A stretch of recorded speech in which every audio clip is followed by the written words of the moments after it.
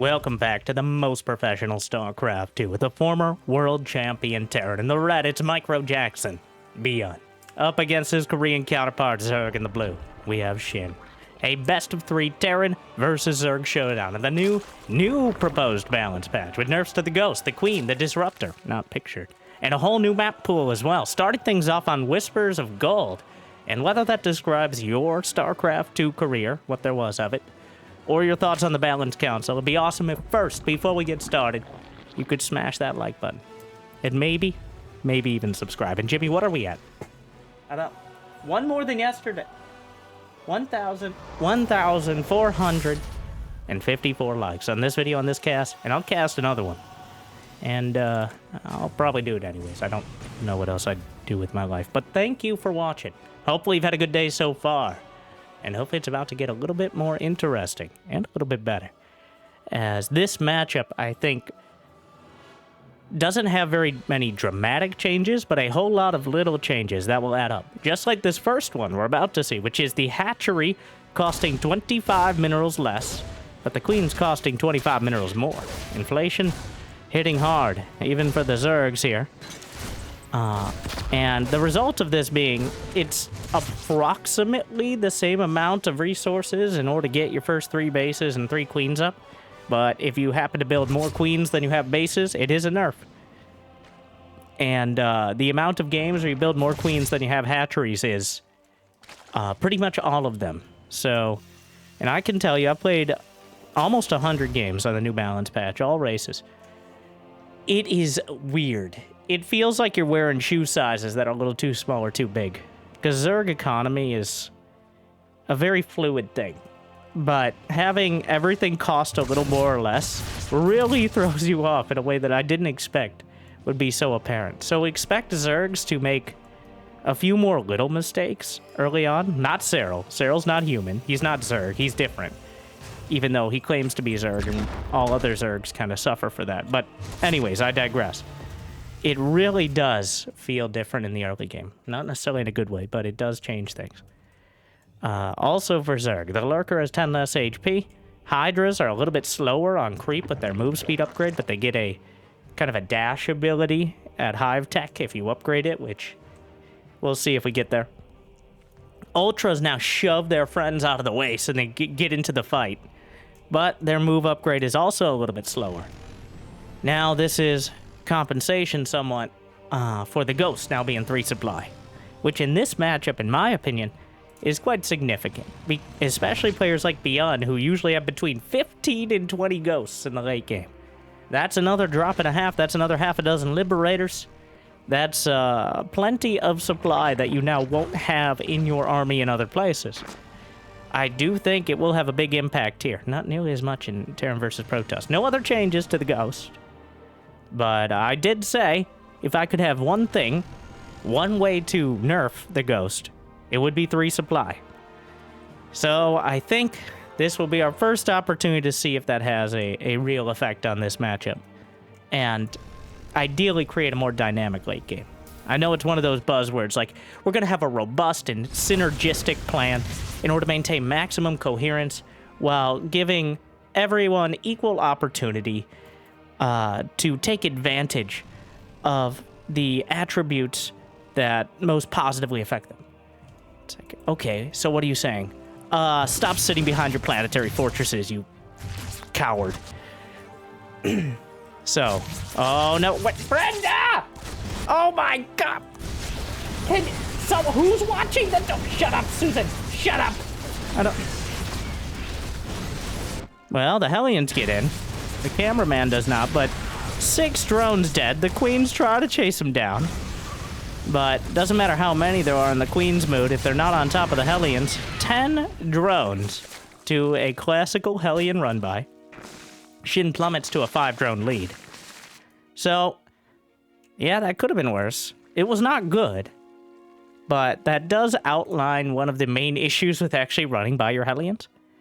Shin did not... It happened so relatively late that Shin still has plenty of map, well, creep spread, not necessarily map control. He can't hold on to the map, but there's just not units to contest it.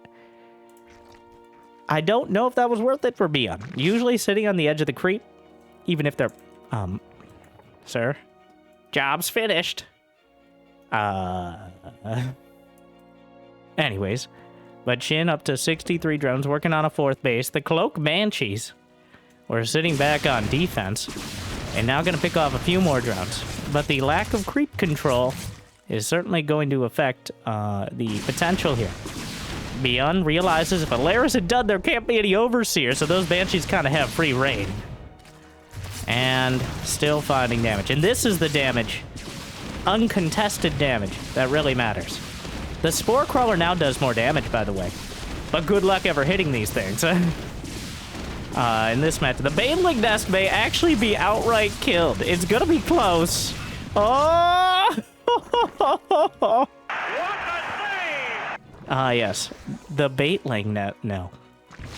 Shin manages to keep it alive, and the Baneling Nest posing such a juicy target actually kept more of his drones alive. But now, in an attempt to replenish his economy, Shin is going to be left in kind of an awkward spot to deal with this first Marine tank push coming out on the map. No changes to creep spread, no changes to Ling Bane versus Marine tank. The only kind of relevant change is the cost of the hatchery, as well as the cost of queens here. So maybe a couple more, a little bit quicker hatcheries, a few less queens, or at least less.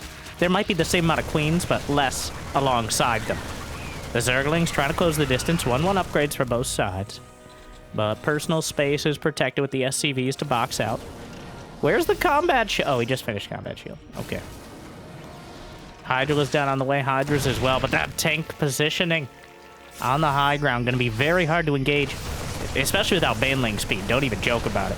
He's going to try to close the distance, but with 2 siege tanks in position, good luck with that. Bane speed is required here, otherwise this is just called target practice. You know, Baneling's trying to roll in. Hatchery just dies for relatively cheap. ByuN actually didn't rebuild or continue building his 4th command center, so a small win for Shin on that side of things. I don't think ByuN realized he wasn't building it. The Banshee! Wow. Oh my. I love that low gravity. Spins off into the distance. The Baneling Nest, not that expensive to rebuild, but it would be quite a weakness for the time he doesn't have it. No infestation pit yet. ByuN, a bit stalled out. Finally realizes his 4th command center wasn't building, but that was probably the most significant damage there. Now this position is quite locked up tight. Sensor towers are now significantly cheaper. 100 minerals, 50 gas. They can technically be salvaged as well. Not missile turrets. We got rid of that part. But they have significantly less radius. You can see it up there on the minimap. The team colored change on the sensor tower didn't go through. It was just way too hard to see. A bit of an tough balance to strike on that one. Infestation pit now on the way, but now one of the main weaknesses of this map. The main base is just wide open.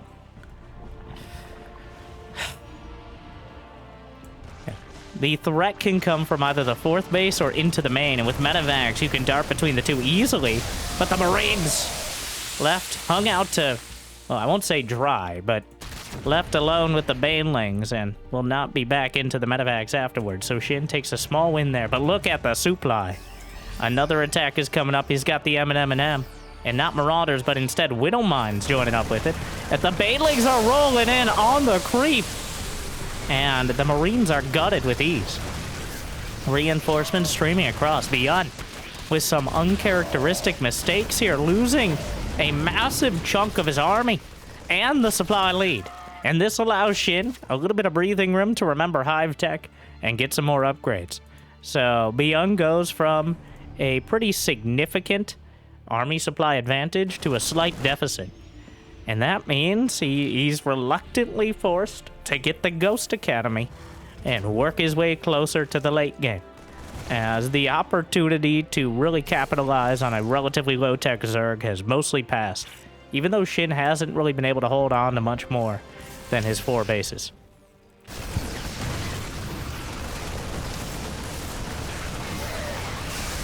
Good target fire from ByuN. Eats a Widowmine hit. Picks up into a kind of a ridiculous amount of medevacs. Knocks out a Marauder as well. How many medevacs? He's at 11 medevacs now. Might want to consider adding in some Liberators. Maybe a couple Vikings to zone out. I think double digits is when the medevac count gets maybe a bit too high. And you got to consider Caduceus Reactor. A whole bunch of Marauders on the way. As the Marines still boxing out. The Hydra's Lings and Banes chasing down. Widowmines will burrow, but easily taken out before they can trigger. And more Banelings rolling in, continuing to find connections off the creep, but eventually they found an opportunity to target down most of them, and the Hydras are left on their own. The concussive shells will stop them from slithering away. And Shin is once again forced back. Another medevac. Oh, just got incidentally killed. Widowmine takes a chunk, but again, ByuN is forced back. And Shin is sitting on 84 drones. Of course, not going for the Adrenalings. Get the Lurker up. Adaptive Talons first. Really going to try to capitalize on a tech advantage. Unfortunately, ByuN is already adding Ghosts into the mix. And until you get to 200 supply, the effect of that Ghost supply increase isn't really felt. We'll have to see if having 5-10 Ghosts will noticeably diminish the Terran capacity to multi-defend and attack simultaneously. That was, and continues to be, the biggest struggle for Zerg, is ever putting a supply-efficient amount of units on the field. Like, you can crush one location, but if they have 2 medevacs heading towards your main while you commit your entire army, you're usually not coming out ahead, especially considering Terrans can replace those command centers. Look at the sensor towers, by the way. Wow. I mean, not very costly. He can salvage them if he doesn't need them. Lines up the snipes, and without range, he can't interrupt the Ghosts. And there's so many, I doubt he could anyways. And ByuN just obliterates the front line. Knocks out the Banelings. And here comes another round. Looking to close the distance. There's a few more Widowmines, but they could turn both ways. Not finding good connection so far. Nidus Network on the way. Lurker's gonna zone out of the left flank.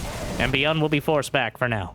Shin able to defend. But he's in a very tenuous position. He still hasn't researched Adrenal Glands. Shin! They could make Adrenal Glands free, and I bet he still wouldn't research it at Hive Tech. Alright. What? Nidus in the main? The Changeling made it all the way there. Wow. He found the traitor. And is going to be able to take out the Nidus, but this buys a lot of space out on the map for Shin. He's able to secure his 5th base and a 6th base as well. He's got 89 drones. The Lurkers are going to have their range upgrade, building armor, 4 command centers, and +1 mech plating. 4 ByuN coming together, so it's not like he's being stingy with the upgrades either. There are currently 10 Lurkers on the field, 7 Ghosts. ByuN is maxed out, so that's as many Ghosts as he can get. At least for now, but the Lurkers are thinning out some of the supply. And the Ghost committed over on the left side. Nidus Network? Brenda, where are you going? This is the end, Susan. We'll get them. My white whale! Meanwhile, the March of the... Well, this is gruesome. How does this even... Revenge. You know, the night is completed. The Widowmines will be cleaned up. Shin was able to deflect on either side while we saw the sad March of the Queens. Have no idea what happened there. Still no adrenal glands. And with planet, I think I neglected to mention, planetary fortresses now only have 2 armor baseline. Though building armor still buffs it up by 2, which makes Zerglings significantly more effective. Any unit that attacks with relatively low damage, but very quickly, like Zerglings or Marines, is now going to be somewhat more effective against planetary fortresses. Now, another attack coming in. The Lurkers trying to slice through, but the Ghosts lining up their shots, knocking out those Lurkers. And they do have 10 less HP, which means the rest of the army has a slightly easier time. But we've got a fusion core on the way, alongside 2 more starports, a bunch more ghosts. I think a nuclear missile was in the production tab as well. Yes. As ByuN, looking to bring a nuclear winter down onto the field. Advanced ballistics on the way. Liberators angling toward the choice. They remain unchanged, despite the attempts at maybe balancing out a range nerf with a massive radius increase. Those changes, for those wondering, were reverted. So you have the Liberators the same as you did in the previous or current patch, depending on how you want to look at it. The Lurkers slicing through will force it back. Caduceus Reactor could obviously be very helpful with the Medivacs as well.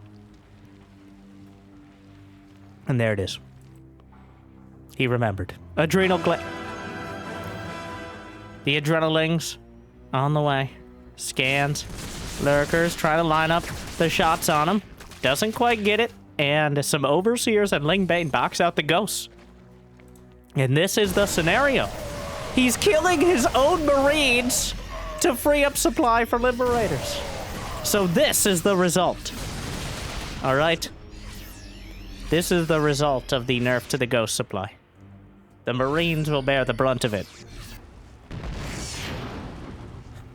As he needs more supply for those Liberators, and he obviously doesn't want to give up the ghost count. 78 SCVs might be a little high for this stage of the game as well, but Marines have almost passed their expiration date in the grand scheme of things. And right now, the banks are about even. 3-3 attack upgrades done for Shin. Missile and melee, both of which are closing in on ByuN's army. He doesn't have detection for the cloak ghosts, awkwardly. They will spread out and actually gun down a lot of the Hydras. He can manually detonate the Banes, which I'm surprised he's not doing, but not bringing detection. A massive oversight. Needs those Overseers instead. And what could have been a decisive victory for Shin becomes a Pyrrhic one at best, because those ghosts were able to take out another half dozen Hydras and a whole bunch of Lingbane. 11,000 more resources lost. This game and this map will rely upon whether Shin can hammer those outlying bases before ByuN is able to establish them, because Shin is not being cost-effective, but he is being effective. So, the snipes are lined up. He needs to pick up and he needs to get out. There's no fungals here. He needs to get out of there. The Overseers are a little bit off-center. He picks them up. The Planetary Fortress now vulnerable. Infestor is all the way, seeing exactly that. Banelings will crush through 30 SCVs, and now ByuN has plenty of supply freed up. He's sniping Banelings. Ghosts, not being light units, are not particularly vulnerable to Banelings. It actually takes... He's trying to drag... The Widow Mines end up killing a couple ghosts. The Overseer's dragging him in. And now some spellcasters on the way. Like 20 more Hydras were built by Shin. He got some Vipers. At least one Infestor. So a tenuous possession right now for ByuN. As he's down... Oh, huge fungal. EMP comes through. He should be able to pick up. The Liberator's actually doing a great job here of zoning out all those Hydras. But there's not much on the ground underneath them. Trying to target down the Hydras. And a very odd fight, as there's only one Hydra left to fight these Liberators. He's... What am I watching? Meanwhile, the Lurkers made it into the main, but more Liberators will shore that up rather quickly. Almost kills the Vipers, but I feel like ByuN kind of lost the plot here just a bit. As chasing down the Lurkers in the main, losing the Liberators at the front. And now that Shin has brought all the buffet to the table, it's going to be very difficult for ByuN to rebuild that composition. He's down to 0 ghosts, and unless their cloaking devices have gotten really, really good, that is problematic. How many Lurkers? 0 Lurkers as well. We've been reset back to much lighter tech here, I guess, with Vipers and Infestors. The Zerg definitely have the advantage. A Planetary's on the way. 6 Liberators at a time for ByuN. But 2 full energy Vipers, a Venn Diascan. He has 10 orbital commands. So, I'm not sure he's too worried about... Oh my god, the Mule... Mount Mule has climbed into the stratosphere here. But you still need mineral patches to mine from, which is the prevailing issue. Planetary Fortress crushed. He expends a... You gotta be careful with all that. Parasitic Bomb. He's getting Frenzy, which is what we're calling Hydra Dash here. We'll see if he actually manages to use it. It isn't Hydra Stim. It's more like Charge in how long it lasts. You target it on the ground and they kind of alert. We'll see if Shin actually uses it. He's gonna try to crush ByuN here. As remember, he hasn't been cost effective, but he's managed to deny these bases. The planetary, so many liberators. Parasitic bombs can be devastating, but he's just sieging up the Olympic rings of freedom. But the Hydras are coming in the back. Liberators can't cover absolutely. Well, he used it. He didn't move though, so it doesn't do anything. It doesn't increase attack. Well, I feel like Shin's winning. Yeah, he's flying everything over. There's literally just liberators left here. Shin clearing up the air units. ByuN being quite lackadaisical. Oh, there we go. He lurches forward. Those liberators are way too bruised. GG. Shin, in a hectic experience, will take the match. Definitely an interesting demonstration of the new late game Terran versus Zerg. I think you could really feel the effect of the Ghost Supply. The fact that ByuN was shooting his own Marines in the head in order to free up supply should really tell you that indeed he felt like he needed more. So in the case of making Terrans feel like they can't just turtle on Ghost comfortably, I think mission success. Now, Shin also maybe not taking full advantage. Well, he didn't see a single Ultra, obviously. But he manages to outlast, and I do think it was more ByuN dropping the ball there near the end than Shin taking full advantage. But as soon as Shin brought out those late-game spellcasters, and ByuN no longer had a real answer to him, well, it was Shin's game to lose. ByuN just ping-pong. It was like he was like a Zerg, where it's like, I'm going Ghosts, now I'm going Liberators. But Shin actually filled in all the pieces of the puzzle he needed there. And since he was consistently fighting off a creep, the move speed debuff didn't matter too much. What is... Oh, it's a gasless. We're on ley lines for map 2. A gasless opener and just being as efficient as possible with those minerals. Don't try this at home. But interesting. How much is he gonna... 500 minerals. Costs 350 to get 2 queens nowadays. Out of 2.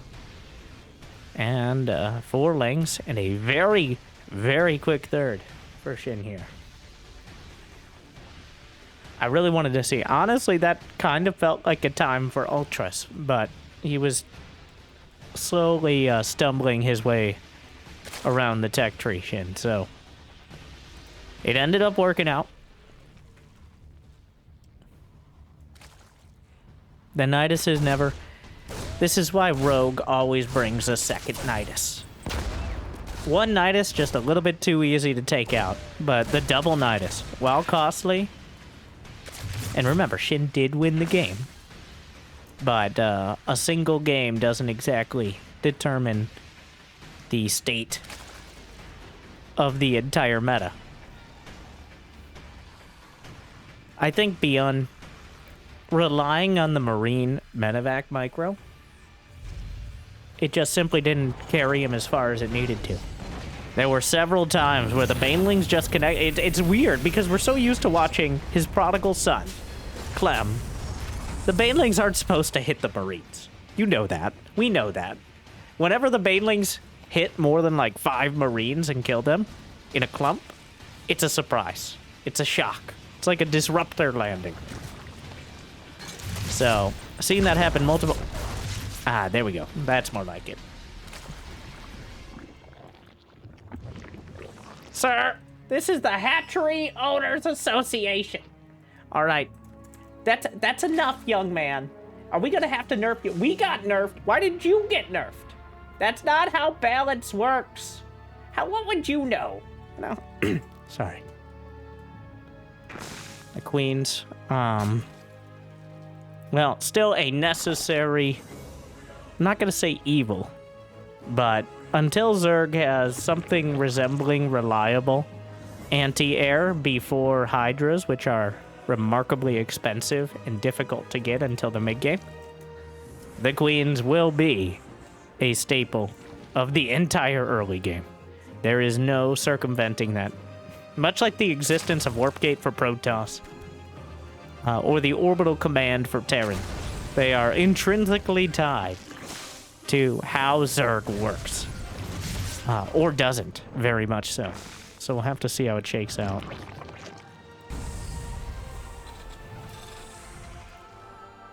Gonna be Hellion Banshee yet again.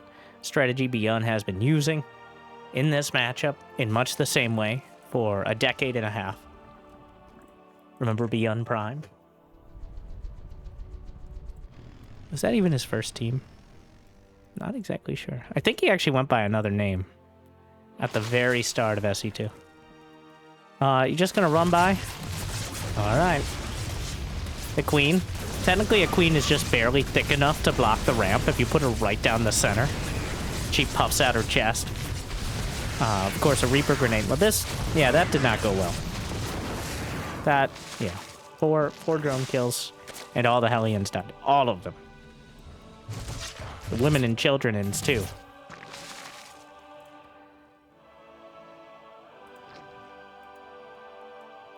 Though, the Banshees will protect against the Roach counterattack.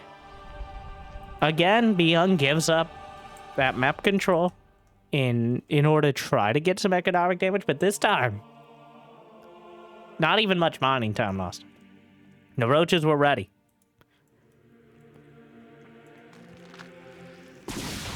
Fourth base, does he have cloak? No. Though the queens can't know that. Becomes pretty apparent after some time.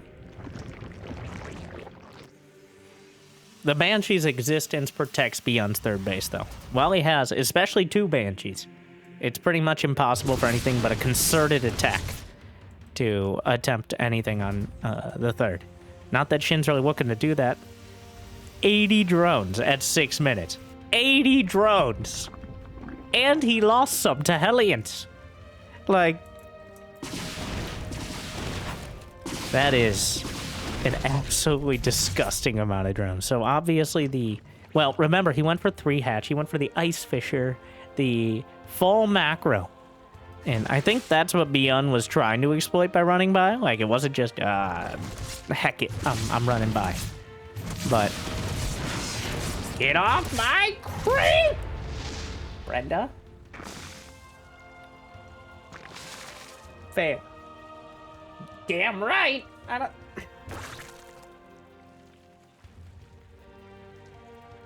Hive is on the way. Zergling speed as well, but that's not a mistake. But instead, the priority was on the Roaches this whole time. Here comes the double drop, but ByuN has been stuffed at every turn, and now Shin. So this map has a blocked geyser. This reduced mineral patch has 150 minerals, and until you mine it out, you can't take the rich geyser. I thought it was a bug to start, but it's a feature, much like Zerg. So, now, Shin has made a concerted effort to make sure 2 drones are mining that patch, and he will have access to it momentarily. But that is repeated at several points in this map. The reduced mineral field with 150. I'm not sure I love that. I get the idea behind it, but there's one race who can mine out mineral fields way faster than the others, and may have a distinct advantage in that scenario. So, we'll see how it shakes out. Drop from the back. Spore Crawler trying to move into position. Loses some of the Marines, but now a main weakness of this location is exposed to siege tank fire from the low ground. And Shin just giving up the base. Ultraless Cavern is on the way. Adrenal glands as well. The adrenal legs will be on the way. So Shin, a massive... he's got 12 overlords on the way. Making sure, very much making sure he's not supply block. will we actually get to see the new Ultralisks? Medevac knocked down. Macro hatch fully operational. Zergling counter. Optimistic. Yeah, that's plenty of Marines back at home. Down goes the hatchery as ByuN siege tanks are more than ready to shell anything nearby. Chitin is plating. 3 Vipers and an Ultra on the way as Shin is banking it all on getting to these hive tech units while ByuN is bearing down with the mid-game Terran. Ravagers and Lings.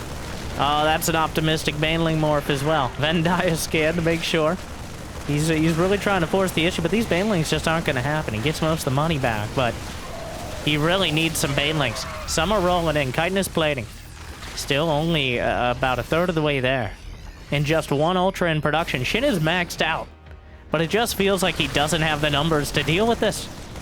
The siege tanks, 4 of them. Almost enough to just obliterate anything that gets close. He's only splitting off a small number of the Terran, but here come the Vipers, and a massive blinding cloud. Stevie wondered those tanks, and now ByuN has nothing to answer the Ultralisk. The blinding cloud wears out, but not in time to save the Marines as the Ultra cleaves through. No chitinous plating means it's eventually taken down, but ByuN is swept from the field with a vengeance. The Hive Tech Vipers kicking in just barely in time before ByuN can do meaningful damage to the Zerg infrastructure. And now, Ultras, the speed upgrade on the way, while it's not as powerful as it once was, against a Terran who does not have Ghosts, does not have Liberators, and only has limited access to siege tanks and Marauders. Now we're going to see whether those Ultralisks are worth the amount of salt I'm sure they'll create.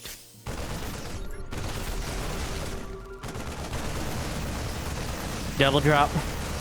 Hatchery taking a lot of fire here. Banelings, and he's forced to pick up. Queens might be able to tie it back together. Not sure how many queens are left. 5 of them. Double drop into the main. Gonna send him chasing full energy Vipers. Throws out a couple parasitic bombs. They don't stack, but there's pretty much no survivors. Oh, that might be enough to kill it. Nope. 2 HP. But the rest of the army comes in. Or at least a healthy chunk of it. It knocks out the hatchery. Finishes what the drop started. ByuN keeping Shin busy. But Shin has built up. He's got 3 Ultras now.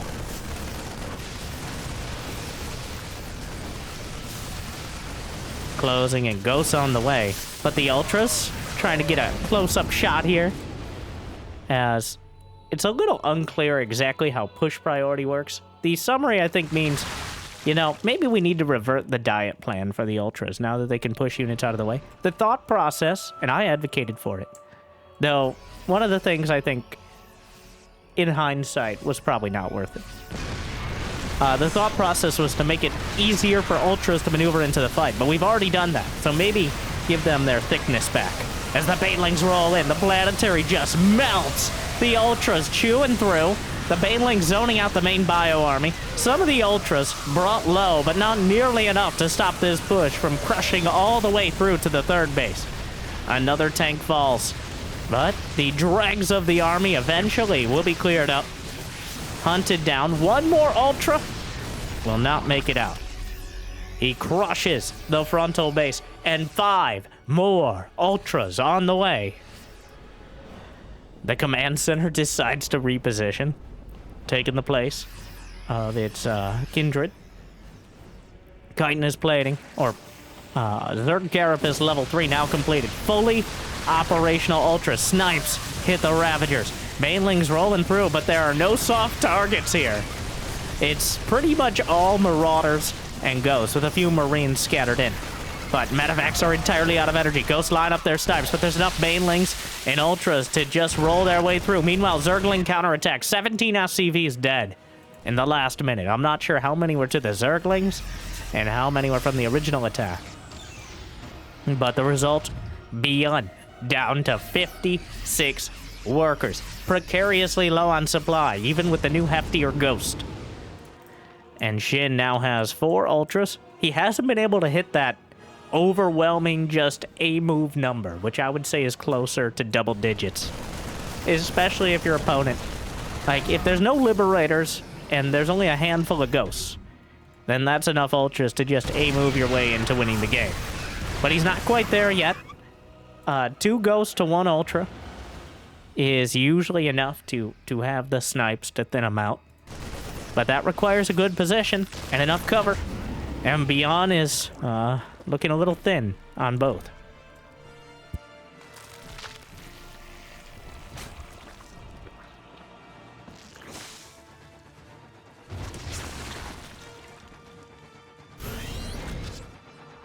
The Ultras force a lift of another command center. There are 5 orbital commands.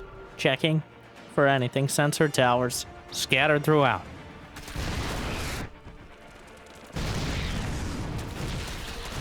And tank lives. What a save. Shin, though, has reestablished most of the area.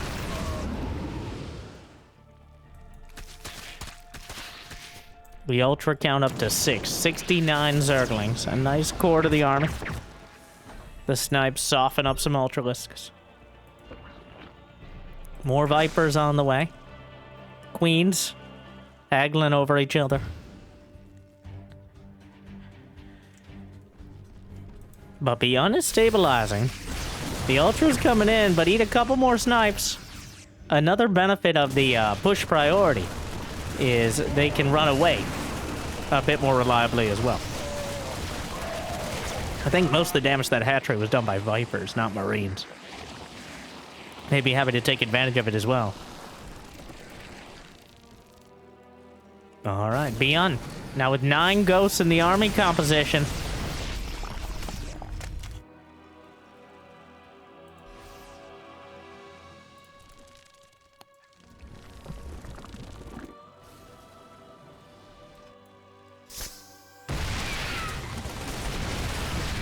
Tanks and Liberators being added in more as well. I mean, the ley lines right now favor Shin. But one bad fight can still turn things around. The creep spread, as Shin is now realizing, is a bit lackluster. He has been pushed back mostly to his bases, which doesn't give him a lot of breathing room when it comes to... Did he send out changelings and drones? Ah, they'll never expect the changelings if I said drones. Said no one ever. 82 drones. But that leaves ByuN at 137 army supply. Doesn't have much in the bank. Shin is making his spire great again. Scans across the board. There are 5 orbital commands, which is enough to scan regularly, but not overwhelmingly. It takes 5 orbitals to have 1 scan at all times, if you just one after another. And of course, if you want mules and, you know, sometimes more than 1 scan, then that is relevant as well. But the changelings continue. Oh, he's just going to try to close in. No infestors to hold things down, and with a siege tank or 2 on the high ground, does a pretty efficient job of gunning down every single changeling. Meanwhile, building armor, high-sec auto-tracking.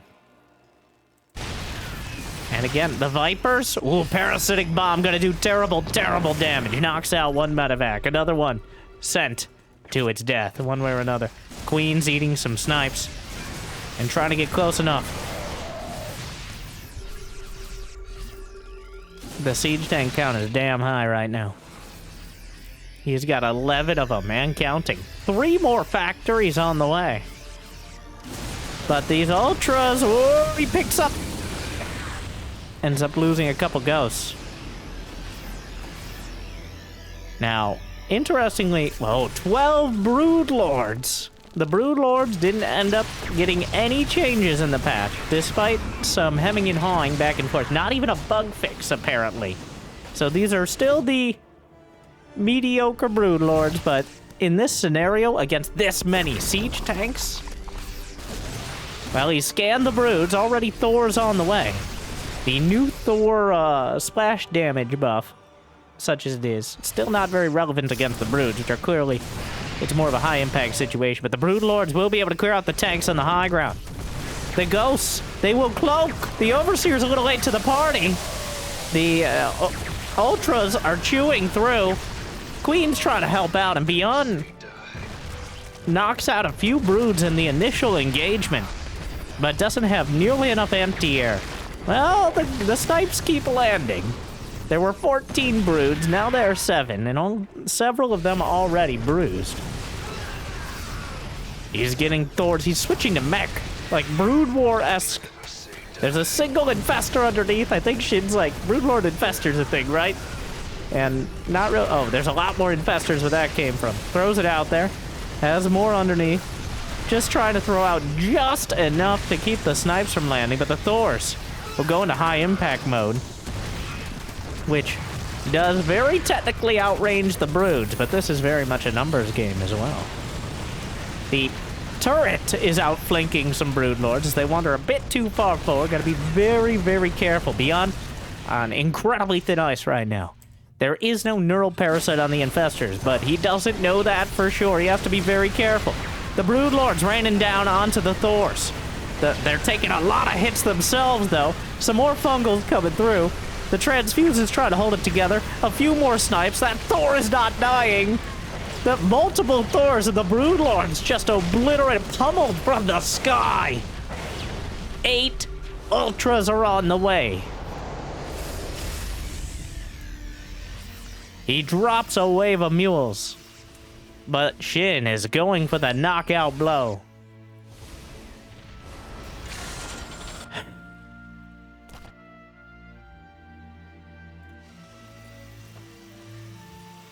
ByuN has done an appreciable job of dealing with these tech switches, but Shin has had enough money in the bank to just switch back and forth in that very Zerg-esque ultra late game in every sense of the word. Oh my god, the Corruptors are melting through the planetary, but eventually the caustic spray just does too much damage. Meanwhile, the ground army, blinding cloud on the tanks, can yank some more of the Thors down into the Ultralisks. Baneling's rolling through. Infestor pops up from underneath.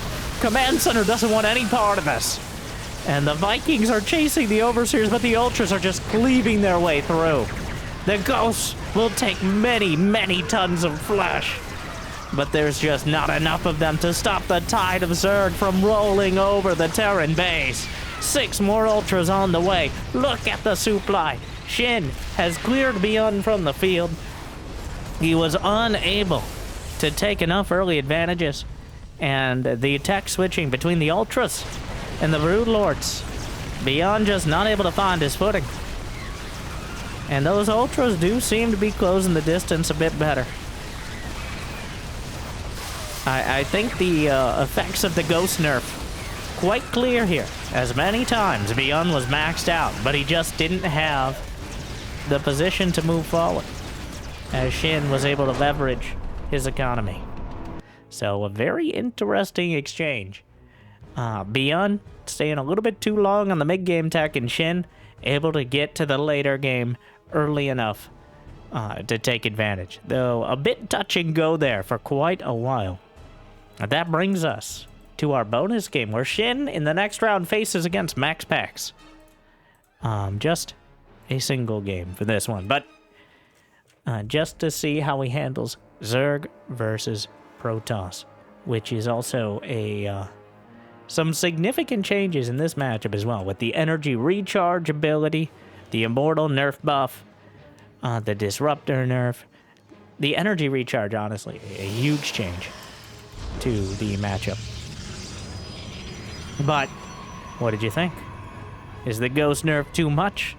Is ByuN not yet adapted? I do think there were moments where ByuN clearly overextended, and when you lose 20 supply to Banelings and aren't able to recover it, well, you're gonna have a bad time. But I think Shin has been waiting for sort of a breakout opportunity, and this patch might be it. He's recently broken into the top 10 players in the world. He's been much more reliable in his strategy, and much more consistent. Whereas some days he had that issue where he looks like a genius, and other days it looks like amateur hour. But I think he's trending more towards the first one more often nowadays. Really focus on it. He averages about 700 APM, so he's pretty much Raynor in that sense. And if he can take significant advantage of it, well, it's going to be a tough time for his opponent. But we'll see if MaxPax falls into that category. As here on Whispers of Gold yet again, he's got a Twilight Council first. So no direct changes to Twilight Council units, besides the fact that Templar can potentially be energy recharged to get Storm way earlier. But it looks like an Adept Glaives build, to be honest. Just straight up Glaive to Devs. And with slightly less capable queen, or less... Oh, Dark Shrine.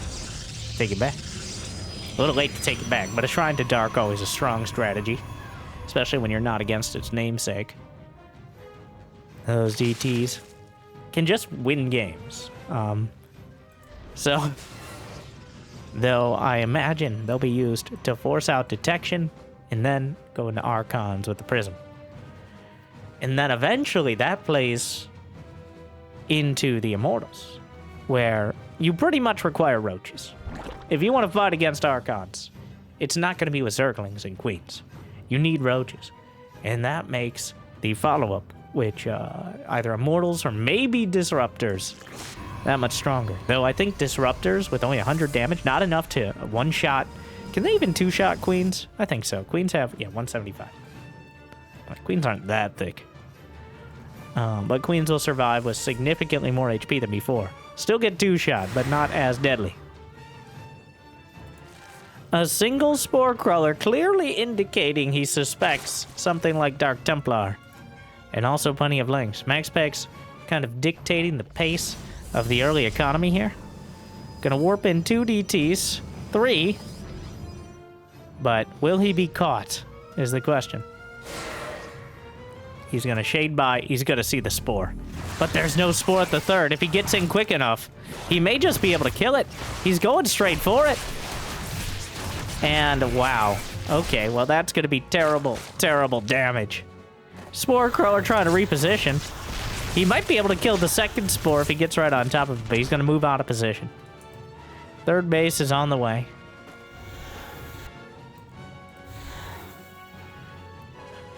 And there's no fighting that, as the DTs, there's no detection, there's no lair on the way. MaxPax says, just taking control of the situation. A very tenuous control, as it's entirely reliant on no detection. But right now, working out just fine for him. Queen's getting chased down. Oh, Brandon, no! Oh my god. Ooh, but that Spore Crawler with a little bit of extra damage. Gotta be careful, he needs to warp in some DTs back at home. MaxPax knows for a fact there is no detection. He knows there's no lair. But Zerglings can kill the Nexus pretty fast. He's not gonna commit to it. Blink is on the way behind. +1 has started. And 11 more drones as Shin tries to catch up economically.